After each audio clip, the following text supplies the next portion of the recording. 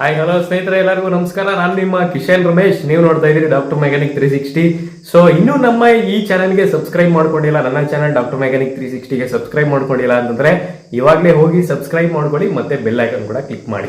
ಹಾಗೆ ಇವತ್ತಿನ ವಿಡಿಯೋ ಏನಪ್ಪಾ ಅಂತಂದ್ರೆ, ನೀವು ಡ್ರೈವಿಂಗ್ ಮಾಡುವಾಗ ಕೆಲವೊಂದಷ್ಟು ಇಂಪಾರ್ಟೆಂಟ್ ಟಿಪ್ಸ್ ನಿಮ್ಮ ಕಾರು ಮತ್ತೆ ನಿಮ್ಮ ಸೇಫ್ಟಿಗೋಸ್ಕರ ಏನೇನು ಫಾಲೋ ಮಾಡಬೇಕು ಅನ್ನೋಂಥದ್ದು ಈ ವಿಡಿಯೋನಲ್ಲಿ ಸಂಪೂರ್ಣವಾಗಿ ತಿಳಿಸ್ಕೊಡ್ತೀನಿ. ಸೊ ಈ ವಿಡಿಯೋನ ಪೂರ್ತಿ ಸ್ಕಿಪ್ ಮಾಡದೆ ನೋಡಿ. ಸೊ ವಿಡಿಯೋ ಮಾಡೋಕ್ಕೆ, ಡ್ರೈವಿಂಗ್ ಬಗ್ಗೆ ವಿಡಿಯೋ ಮಾಡೋಕ್ಕೆ ಈ ಸೆಟಪ್ ಸರಿಯಾಗಲ್ಲ. ಸೊ ಇದಕ್ಕೋಸ್ಕರ ನಾವು ತಡ ಮಾಡ್ದಂಗೆ ನಮ್ಮ ಕಾರ್ನಲ್ಲಿ ಹೋಗಿ ವಿಡಿಯೋನ ಶುರು ಮಾಡೋಣ.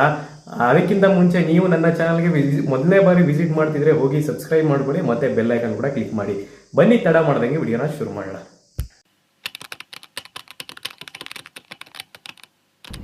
ಹಾಯ್ ಹಲೋ ಸ್ನೇಹಿತರೆ, ಇವಾಗ ನಾವು ಬಂದಿದ್ದೀವಿ ನಮ್ಮ ಕಾರ್ಗೆ. ಸೊ ದಯವಿಟ್ಟು ಕಾರ್ ಓಡಿಸ್ತಿದ್ರೆ ಎಲ್ಲರೂ ಸೀಟ್ ಬೆಲ್ಟ್ ನ ಕಂಪಲ್ಸರಿ ಆಗಿ ಹಾಕೊಳ್ಳಿ. ನಾನು ನನ್ನ ಸೀಟ್ ಬೆಲ್ಟ್ ನ ಕಂಪಲ್ಸರಿ ಆಗಿ ಹಾಕಿದ್ದೀನಿ.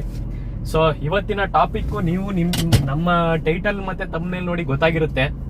ಇವತ್ತಿನ ವಿಡಿಯೋ ನಾವು ಮಾತಾಡ್ತಿರೋದು ಯಾವ್ದಪ್ಪ ಅಂತಂದ್ರೆ, ಡಿಫೆನ್ಸಿವ್ ಡ್ರೈವಿಂಗ್ ಮಾಡುವಂತದ್ದು ಹೇಗೆ ಅನ್ನೋವಂಥದ್ದು ಈ ವಿಡಿಯೋನಲ್ಲಿ ಸಂಪೂರ್ಣವಾಗಿ ತಿಳಿಸ್ಕೊಡ್ತೀನಿ. ಡಿಫೆನ್ಸಿವ್ ಡ್ರೈವಿಂಗ್ ಅಂದ್ರೆ ಏನಪ್ಪಾ ಅಂತಂದ್ರೆ, ನೀವು ಮತ್ತೆ ನಿಮ್ಮ ಕಾರು ಸುರಕ್ಷಿತವಾಗಿ ರೋಡ್ ನಲ್ಲಿ ಹೇಗೆ ಹೋಗೋದು ಅನ್ನೋವಂಥದ್ದು ಡಿಫೆನ್ಸಿವ್ ಡ್ರೈವಿಂಗ್ ಆಗತ್ತೆ ಸ್ನೇಹಿತರೆ.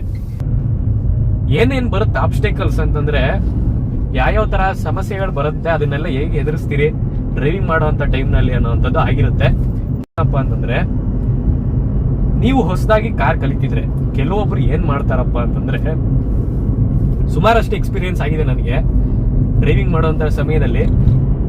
ಒಂದಷ್ಟು ಎಕ್ಸ್ಪೀರಿಯನ್ಸ್ ನ ನಿಮ್ಮ ಹತ್ರ ಶೇರ್ ಮಾಡ್ತೀನಿ. ಇವಾಗ ನೀವು ಏನ್ ಮಾಡ್ಬೇಕಪ್ಪ ಅಂತಂದ್ರೆ, ನೋಡಿ ಇಲ್ಲೊಂದು ಇಂಟರ್ಸೆಕ್ಷನ್ ಇದೆ. ಸಾಮಾನ್ಯವಾಗಿ ಇಂಟರ್ಸೆಕ್ಷನ್ ಬಂದಾಗ ಅಂದ್ರೆ ಏನ್ ಯೂ ಟರ್ನ್ ಮಾಡಕ್ಕೆ ಸ್ಪೇಸ್ ಕೊಟ್ಟಿರ್ತಾರೆ, ಆ ಟೈಮ್ ನಲ್ಲಿ ಕೆಲವೊಬ್ರು ಹೊಸದಾಗಿ ಕಾರ್ ಕಲಿತಿರೋರು ಏನ್ ಮಾಡ್ತಾರಪ್ಪ ಅಂತಂದ್ರೆ, ಬರ್ತಾರೆ ಕಾರ್ನವರು, ಹೊಸದಾಗಿ ಕಾರ್ ಕಲ್ತಿರೋರು, ಸುಮಾರಷ್ಟು ಎಕ್ಸ್ಪೀರಿಯನ್ಸ್ ಆಗಿದೆ ನನಗೆ, ಗಾಡಿ ಅನ್ಕೊಂಡು ಬಂದು ಅಲ್ಲಿ ನಿಂತ್ಕೊಂಡು ಜಾಗನೂ ಕೊಡದೆ ಏನು ಕೊಡದೆ ಆತರ ನಿಂತಿರ್ತಾರೆ. ಆತರ ಎಲ್ಲ ಮಾಡಕ್ ಹೋಗ್ಬೇಡಿ. ಪರ್ಫೆಕ್ಟ್ ಆಗಿ ಕಾರ್ ಕಲ್ತು ಕಾರು ನನ್ನ ಹಿಡಿತದಲ್ಲಿ ಇದೆ ಅನ್ನೋಂತ ಟೈಮ್ ನಲ್ಲಿ ಮಾತ್ರ ನೀವು ಏನ್ ಮಾಡ್ಬೇಕಪ್ಪ ಅಂತಂದ್ರೆ, ಕಾರ್ನ ರೋಡ್ ತರಬೇಕಾಗ್ಬಿರುತ್ತೆ. ಇಲ್ಲ ಅಂತಂದ್ರೆ ದಯವಿಟ್ಟು ಆದಷ್ಟು ಕಾರ್ನ ಕಲ್ತು ಆಮೇಲೆ ಡ್ರೈವಿಂಗ್ ಮಾಡುವಂತದ್ದು ಮಾಡಿ. ಯಾಕೆ ಅಂತಂದ್ರೆ, ನಾನು ಸುಮಾರಷ್ಟು ಅಬ್ಸರ್ವೇಷನ್ ಮಾಡಿದೀನಿ. ಬಂದು ಅಲ್ಲಿ ಕ್ರಾಸಿಂಗ್ ನಲ್ಲಿ ಕಾರ್ನ ನಿಲ್ಲಿಸ್ಬಿಡ್ತಾರೆ, ಗಾಡಿ ಅನ್ಕೊಂಡು ನಿಲ್ಲಿಸ್ಬಿಡ್ತಾರೆ. ಆತರ ಎಲ್ಲ ಮಾಡಕ್ ಹೋಗ್ಬೇಡಿ. ನೀವು ಅಕಸ್ಮಾತ್ ಏನಾದ್ರು ಟರ್ನಿಂಗ್ ಮಾಡ್ತೀರಾ ಅನ್ನೋ ಸಿಚುವೇಶನ್ ಬಂದ್ರೆ ರೈಟ್ ಲೈನ್ಗೆ ಬಂದ್ಬಿಡಿ. ರೈಟ್ ಲೈನ್ಗೆ ಬಂದು ಇಂಡಿಕೇಟರ್ ನ ಹಾಕಿ, ಯಾವ್ದು ವೆಹಿಕಲ್ಸ್ ಬರ್ತಿಲ್ಲ ಆಪೋಸಿಟ್ ಸೈಡ್ ಇಂದ ಅಂತ ನೋಡಿ ಯೂ ಟರ್ನ್ ಮಾಡಿ. ಸುಮ್ನೆ ಅಲ್ಲಿ ಬಂದು ಸೈಡ್ ಅಲ್ಲಿ ಆಪೋಸಿಟ್ ಲೈನ್ ಅಲ್ಲಿ ನಿಂತು ಹಿಂದ್ಗಡೆ ಬರ್ತಿರೋಂತ ವೆಹಿಕಲ್ಗೂ ಜಾಗ ಕೊಡದೆ ನೀವು ಹೋಗದೆ ಮಾಡೋಂಥದ್ದೆಲ್ಲ ಮಾಡಕ್ ಹೋಗ್ಬೇಡಿ. ಅವೆಲ್ಲ ನಿಮ್ಗೆ ರಿಸ್ಕು.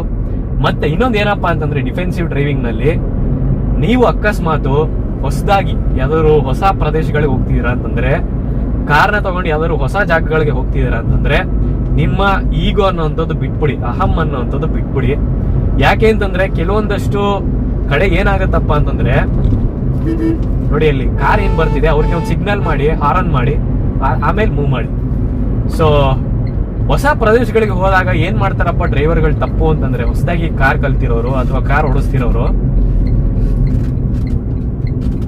ಆ ಪ್ರದೇಶಗಳಿಗೆ ಹೋದಾಗ ನಾನು ಕಾರಲ್ಲಿ ಬಂದಿದ್ದೀನಿ ಅನ್ನೋ ಅಹಂನಿಂದ ಏನ್ ಮಾಡ್ತಾರೆ, ತುಂಬಾ ರ್ಯಾಶ್ ಆಗಿ ಡ್ರೈವ್ ಮಾಡುವಂತದ್ದು, ಮತ್ತೆ ಎಲ್ಲಾರು ಗಾಡಿ ಅಥವಾ ಕಾರ್ ಅಡ್ಡ ಬಂದ್ರೆ ಅವ್ರಿಗೆ ಬೈಯುವಂತದ್ದು, ಅವೆಲ್ಲ ಮಾಡಕ್ಕೆ ದಯವಿಟ್ಟು ಹೋಗ್ಬೇಡಿ.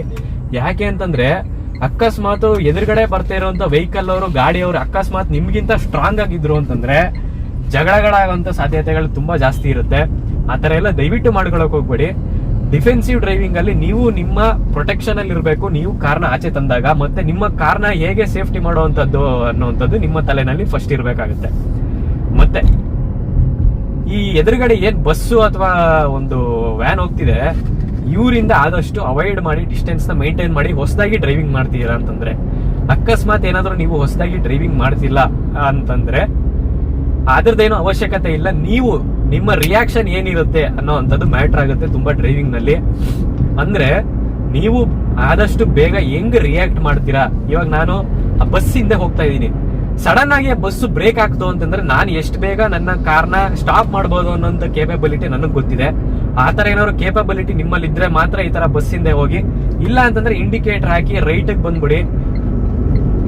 ನಿಮ್ಮ ಎದುರುಗಡೆ ಯಾವ್ದೇ ತರ ಆಬ್ಸ್ಟಿಕಲ್ ಇಲ್ಲದೆ ಇರೋಂಗೆ ನೋಡ್ಕೊಳ್ಳಿ. ನೋಡಿ, ಬಸ್ನವರು ಆ ರೈಟ್ಗೆ ಎಳಿಬಹುದು, ಲೆಫ್ಟ್ಗೆ ಎಳಿಬಹುದು. ದಯವಿಟ್ಟು ಒಂದು ಹಾರನ್ ಅನ್ನುವಂಥದ್ದು ಮಾಡಿ.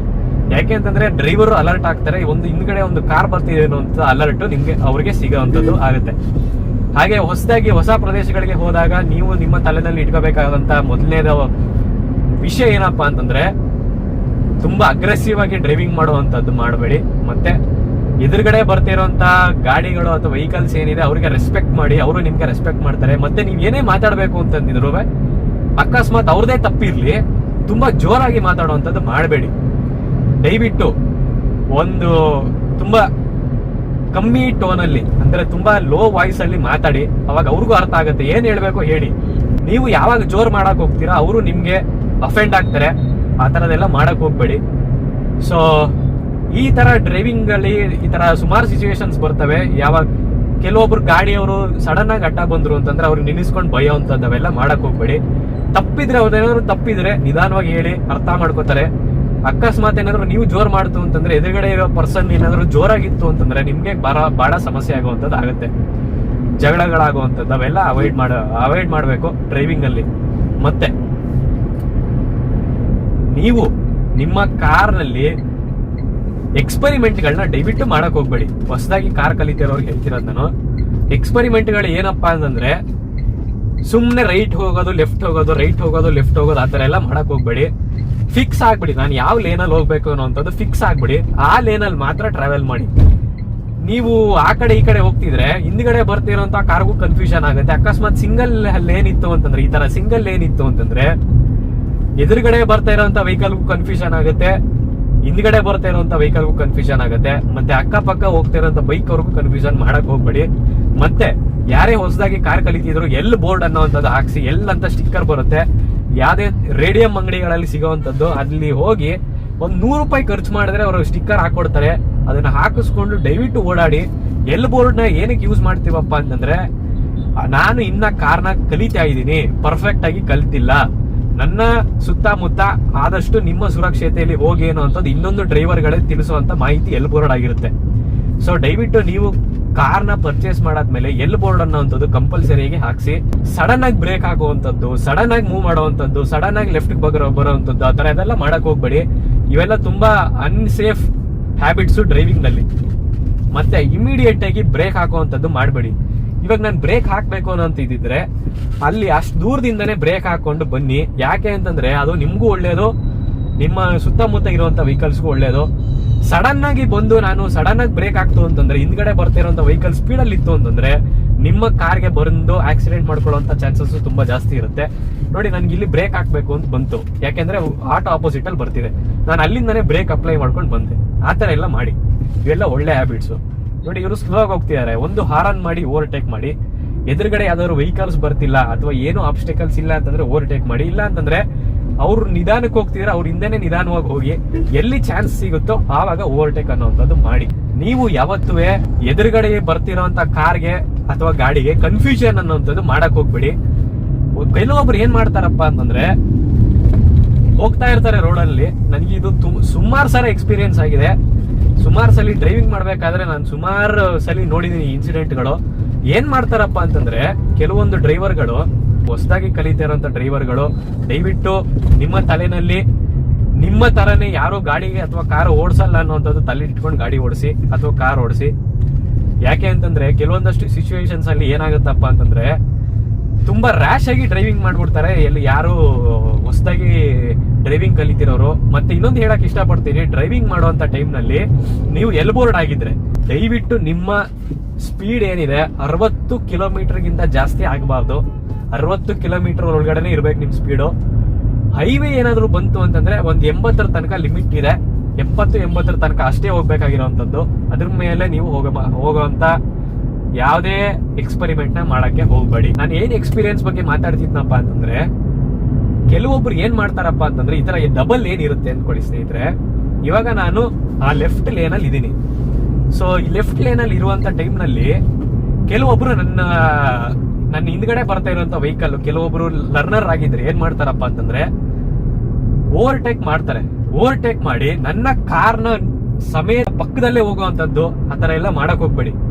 ಓವರ್ಟೇಕ್ ಮಾಡ್ಬೇಕಾ, ಬನ್ನಿ, ಆರನ್ ನೋಡಿರಿ, ಇಂಡಿಕೇಟರ್ ಹಾಕಿ ರೈಟ್ ಬಂದು ಇಮಿಡಿಯೇಟ್ ಆಗಿ ಪಾಸ್ ಆಗಿ ಲೆಫ್ಟ್ ಗೆ ಬಂದ್ಬಿಡಿ, ನಿಮ್ಮ ಲೇನ್ಗೆ ಬಂದ್ಬಿಡಿ.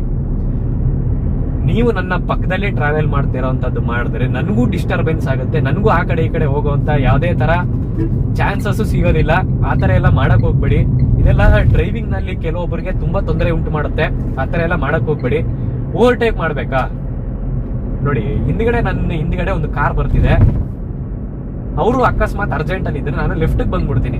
ಇವಾಗ ಏನ್ ಮಾಡತ್ತಪ್ಪ ಅಂತಂದ್ರೆ ಕಾರು ನೋಡಿ, ಇವಾಗ ಒಂದು ಕಾರ್ ಪಾಸ್ ಆಗುತ್ತೆ, ಅವರು ನನಗೆ ಬ್ಲಿಂಕ್ ಮಾಡಿದ್ರು ನಾನು ಹೋಗ್ಬೇಕು ಅಂತ, ನೋಡಿ ಕಾರ್ ಪಾಸ್ ಆಯ್ತು, ನಾನು ಲೆಫ್ಟ್ ಬಂದೆ. ಸೊ ಇದು ಡಿಫೆನ್ಸಿವ್ ಡ್ರೈವಿಂಗ್ ಅಂತ ಹೇಳ್ತೀವಿ. ಅಂದ್ರೆ ಯಾರಿಗೆ ಪ್ರಯಾರಿಟಿ ಜಾಸ್ತಿ ಇರುತ್ತೋ ಅವ್ರು ನೋಡಿ ಬೇಗ ಹೋಗ್ಬೇಕು ಅನ್ನೋ ಅಂತ ಪ್ರಯಾರಿಟಿ ಇದೆ ಅವ್ರಿಗೆ. ನೀವು ಸ್ಲೋ ಆಗಿ ಓಡಿಸ್ತಿದ್ದೀರಾ, ದಯವಿಟ್ಟು ಲೆಫ್ಟ್ ಬಂದ್ಬಿಡಿ, ಅವ್ರು ಹೋಗ್ತಾರೆ. ಹಂಗನ್ಬಿಟ್ಟು ನೀವು ಅಲ್ಲೇ ಸ್ಟೇ ಆಗುವಂತದ್ದು ಮಾಡಕ್ ಹೋಗ್ಬೇಡಿ. ಅದೆಲ್ಲ ಬ್ಯಾಡ್ ಡ್ರೈವಿಂಗ್ ಹ್ಯಾಬಿಟ್ಸ್ ಆಗುತ್ತೆ. ಮತ್ತೆ ಈ ತರ ಕರು ಬಂದಾಗ ದಯವಿಟ್ಟು ತುಂಬಾ ಓವರ್ ಸ್ಪೀಡ್ ಅಲ್ಲಿ ಬಂದು ಟರ್ನಿಂಗ್ ಅನ್ನೋಂಥದ್ದು ಮಾಡಬೇಡಿ. ಯಾಕೆ ಅಂತಂದ್ರೆ ಕೆಲವೊಂದು ಟೈಮ್ ನಲ್ಲಿ ಸ್ಟೇರಿಂಗು ಅಕ್ಯುರೇಟ್ ಆಗಿ ಪರ್ಫಾರ್ಮೆನ್ಸ್ ಮಾಡುತ್ತೆ ಅನ್ನೋಂಥದ್ದು ಹೇಳಕ್ ಬರಲ್ಲ. ಅಕಸ್ಮಾತ್ ಏನಾದ್ರು ಒಂದು ಫಾಲ್ಟ್ ಆಯ್ತು ಅಂತಂದ್ರೆ ಎಲ್ಲರೂ ಗೋಡೆಗೆ ಹೋಗಿ ಹೊಡೆಯುವಂಥದ್ದು, ಆಕ್ಸಿಡೆಂಟ್ಗಳು ಆಗುವಂತ ಚಾನ್ಸಸ್ ತುಂಬಾ ಜಾಸ್ತಿ ಇರುತ್ತೆ. ಸೊ ಇವೆಲ್ಲ ತಪ್ಪುಗಳನ್ನ ದಯವಿಟ್ಟು ಮಾಡಕ್ ಹೋಗ್ಬೇಡಿ. ನೀವು ಡ್ರೈವಿಂಗ್ ಮಾಡ್ತಿರೋಂಥವ್ರು ನೋಡಿ, ಇಲ್ಲಿ ಅವರು ಸಿಗ್ನಲ್ ಮಾಡ್ತಿದ್ದಾರೆ, ಹ್ಯಾಂಡ್ ಸಿಗ್ನಲ್ ಮಾಡ್ತಿದ್ದಾರೆ, ದಯವಿಟ್ಟು ಅವರಿಗೆ ರೆಸ್ಪೆಕ್ಟ್ ಮಾಡಿ. ಅವರು ಎಲ್ಲ ಯಾರಾದ್ರೂ ಈ ಕಡೆ ಸೈಡ್ ಬರ್ತೀನಿ ಅಂತ ಏನಾದ್ರು ಇಂಡಿಕೇಶನ್ ಮಾಡಿದ್ರೆ ದಯವಿಟ್ಟು, ನಿಮ್ಗೆ ಪೇಷನ್ಸ್ ಇಲ್ಲ ಅಂತಂದ್ರು ಡ್ರೈವಿಂಗ್ ಅಲ್ಲಿ ಪೇಷನ್ಸ್ ಅನ್ನುವಂಥದ್ದು ತುಂಬಾ ಮುಖ್ಯ ಆಗುತ್ತೆ. ನೀವು ಎಷ್ಟು ಪೇಷನ್ಸ್ ಆಗಿರ್ತೀರೋ ಅಷ್ಟು ನಿಮ್ಗೆ ಒಳ್ಳೇದು. ನೋಡಿ ಗಾಡಿ ಅವ್ರು ಫಸ್ಟ್ ಹೋಗ್ಬಿಡ್ಲಿ ಬಿಡಿ ಅವ್ರಿಗೆ. ಮತ್ತೆ ಹೆವಿ ವೆಹಿಕಲ್ಸ್ಗೆ ಯಾವತ್ತು ಹೆವಿ ವೆಹಿಕಲ್ಸ್ ಬರ್ತಿರೋಂಥ ಟೈಮ್ ನಲ್ಲಿ ಆದಷ್ಟು ತಾಳ್ಮೆಯಿಂದ ಇರಿ. ಯಾಕೆ ಅಂತಂದ್ರೆ ಅವರ ಬ್ರೇಕ್ಗಳು ನಿಮ್ಮ ಕಾರು ಅಥವಾ ಗಾಡಿ ಅಂತ ಬ್ರೇಕ್ಗಳ ತರ ಶಾರ್ಪ್ ಆಗಿರಲ್ಲ. ಅವ್ರು ಇಲ್ಲಿ ಬ್ರೇಕ್ ಮಾಡಿದ್ರೆ ಇನ್ನೊಂದು ಸ್ವಲ್ಪ ದೂರದಲ್ಲಿ ಹೋಗಿ ನಿಲ್ಲುವಂತ ಸಾಧ್ಯತೆಗಳು ತುಂಬಾ ಜಾಸ್ತಿ ಇರುತ್ತೆ, ದೊಡ್ಡ ಗಾಡಿಗಳನ್ನ ನಾನು ಹೇಳ್ತಿರೋದು. ಸೊ ಒಂದು ಹಾರನ್ನ ಮಾಡಿ ಆಮೇಲೆ ಮೂವ್ ಮಾಡುವಂಥದ್ದು ಮಾಡಿ. ಸೊ ಇವೆಲ್ಲ ಒಂದು ಗುಡ್ ಡ್ರೈವಿಂಗ್ ಹ್ಯಾಬಿಟ್ಸ್ ಮತ್ತೆ ಡಿಫೆನ್ಸಿವ್ ಡ್ರೈವಿಂಗ್ ಹ್ಯಾಬಿಟ್ಸ್ ಆಗಿರುತ್ತೆ. ಸೊ ಡ್ರೈವಿಂಗ್ ನಲ್ಲಿ ಆದಷ್ಟು ಕ್ವಿಕ್ ಆಗಿರ್ಬೇಕು. ಇವಾಗ ಏನಾದ್ರು ಸಡನ್ ಆಗಿ ಅಡ್ಡ ಬಂತು ಅಂತಂದ್ರೆ ಇಮಿಡಿಯೇಟ್ ಆಗಿ ಬ್ರೇಕ್ ಹಾಕುವಂತದ್ದಾಗಿರ್ಬೇಕು. ಮತ್ತೆ ಇಮಿಡಿಯೇಟ್ ಆಗಿ ಎಲ್ಲಾದ್ರೂ ಆಪೋಸಿಟ್ ಅಲ್ಲಿ ಸಡನ್ ಆಗಿ ಎದುರುಗಡೆ ಇರುವಂತ ಗಾಡಿ ಸಡನ್ ಆಗಿ ಬ್ರೇಕ್ ಆಗ್ತು ಅಂತಂದ್ರೆ ಇಮಿಡಿಯೇಟ್ ಆಗಿ ರೈಟ್ ಹಿಡಿಯುವಂತ ಸಾಧ್ಯತೆಗಳು, ಅವೆಲ್ಲ ಒಂದು ಡಿಫೆನ್ಸಿವ್ ಡ್ರೈವಿಂಗ್ ಹ್ಯಾಬಿಟ್ಸ್ ಆಗಿರುತ್ತೆ. ಇದೆಲ್ಲ ನೀವು ಪರ್ಫೆಕ್ಟ್ ಆಗಿ ಕಲ್ತ ಮೇಲೆ ಡ್ರೈವಿಂಗ್ ಬನ್ನಿ. ಹೊಸದಾಗಿ ಡ್ರೈವಿಂಗ್ ಕಲಿತಿರೋಂಥವ್ರು ನೋಡಿ, ಅಲ್ಲಿ ಒಂದು ಗಾಡಿ ರೈಟ್ ಹೋಗ್ತೀವಿ, ಇನ್ನೊಂದು ಕಾರ್ ಬರ್ತಿದೆ, ದಯವಿಟ್ಟು ಹಾರನ್ನ ಮಾಡಿ ಆಮೇಲೆ ಮೂವ್ ಮಾಡುವಂತದ್ದು ಮಾಡಿ. ಯಾಕೆಂತಂದ್ರೆ ಇದು ಬ್ಲೈಂಡ್ ಸ್ಪಾಟ್ ಅಂತ ಕರಿತೀವಿ ಸ್ನೇಹಿತರೆ. ಬ್ಲೈಂಡ್ ಸ್ಪಾಟ್ ಅಂತಂದ್ರೆ ನಿಮ್ಗೆ ಎದುರುಗಡೆ ಇರೋ ರೋಡ್ ಇದೆ, ಅದು ಕಾಣದೇ ಇರೋಂಥದ್ದು ಬ್ಲೈಂಡ್ ಸ್ಪಾಟ್ ಆಗಿರುತ್ತೆ. ಆ ಟೈಮ್ ನಲ್ಲೆಲ್ಲ ಹಾರನ್ನ ಕಂಪಲ್ಸರಿಯಾಗಿ ಯೂಸ್ ಮಾಡಿ ಆಮೇಲೆ ನಿಮ್ಮ ಕಾರ್ನ ಮೂವ್ ಮಾಡುವಂಥದ್ದು ಮಾಡಿ. ಅಗ್ರೆಸಿವ್ ಆಗಿ ಡ್ರೈವ್ ಮಾಡಬೇಡಿ. ಒಂದು ಕಾರ್ ಓಡಿಸಿದ್ರೆ ದಯವಿಟ್ಟು ಒಂದ್ ಲೇನಲ್ಲೇ ಫಿಕ್ಸ್ ಆಗಿ ಹೋಗಿ, ದಯವಿಟ್ಟು ಲೇನ್ಗಳನ್ನ ಆ ಕಡೆ ಈ ಕಡೆ ಚೇಂಜ್ ಮಾಡಕ್ಕಂತೂ ಹೋಗ್ಬೇಡಿ. ಯಾಕೆ ಅಂತಂದ್ರೆ ಅದು ಎದುರುಗಡೆ ಬರ್ತಾ ಇರೋಂಥ ಕಾರ್ಗೂ ಅಥವಾ ಗಾಡಿಗೂ ತೊಂದರೆ, ಹಿಂದ್ಗಡೆ ಬರ್ತಾ ಇರೋಂಥ ಕಾರು ಗಾಡಿಗೂ ತೊಂದರೆ, ಆ ತರ ಎಲ್ಲ ಮಾಡಕ್ ಹೋಗ್ಬೇಡಿ. ಸೊ ಇದಿಷ್ಟು ಆಗಿತ್ತು ಸ್ನೇಹಿತರೆ ಇವತ್ತಿನ ಡಿಫೆನ್ಸಿವ್ ಡ್ರೈವಿಂಗ್ ಟಿಪ್ಸ್ ವಿಡಿಯೋ. ಚಾನಲ್ನ ದಯವಿಟ್ಟು ಫಾಲೋ ಮಾಡಿ, ಆದ್ರೆ ಒಂದು ಸಬ್ಸ್ಕ್ರೈಬ್ ಮಾಡಿ, ಹಾಗೆ ಬೆಲ್ ನೋಟಿಫಿಕೇಶನ್ ಐಕನ್ನು ಕ್ಲಿಕ್ ಮಾಡಿ. ಯಾಕೆ ಅಂತಂದ್ರೆ ನಾನು ಅಪ್ಡೇಟ್ ಮಾಡುವಂತ ಪ್ರತಿಯೊಂದು ವಿಡಿಯೋಗಳು ಏನಿದೆ ಮೊಬೈಲ್ನ ನೋಟಿಫಿಕೇಶನ್ಗೆ ಆದಷ್ಟು ಬೇಗ ಬರುವಂಥದ್ದು.